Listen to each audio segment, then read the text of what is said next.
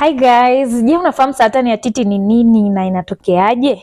Basi saratani ya titi ni aina ya saratani ambayo huanzia katika titi pale ambapo seli katika titi zitakapoanza kugawanyika na kuzaliana kwa wingi kupitiliza katika hali isiyokuwa ya kawaida. Kwa hivyo kuzaliana huko kwa wingi kusikokuwa kwa kawaida kunaweza kusababisha mlundikano wa seli nyingi katika titi na hivyo kusababisha uvimbe sehemu hiyo, na ndiyo saratani ya titi yenyewe. Kwa hivyo saratani ya titi hutokea namna hiyo, lakini tafiti zinaonyesha kwamba kila sehemu ambapo watakuwepo wanawake 9 basi mwanamke mmoja huweza kuugua saratani ya titi katika siku zake za maisha. Lakini pia tafiti hizo zinataja kwamba kila baada ya sekunde 46 mwanamke mmoja hukutwa na saratani ya titi duniani.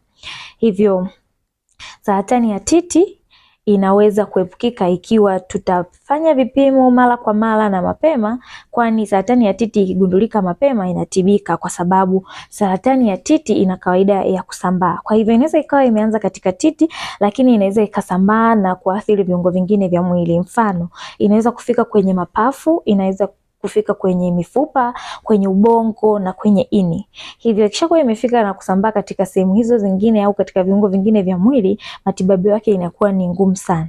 Hivyo tunashauriwa kufanya vipimo au check up mara kwa mara, angalau mara moja kwa mwaka, na itaweza kugundulika mapema na ukatibika mapema kuliko ukisubiri mpaka ukachelewa na ukakuta imesambaa kwa kiasi kikubwa. Itakuwa ni hatari zaidi.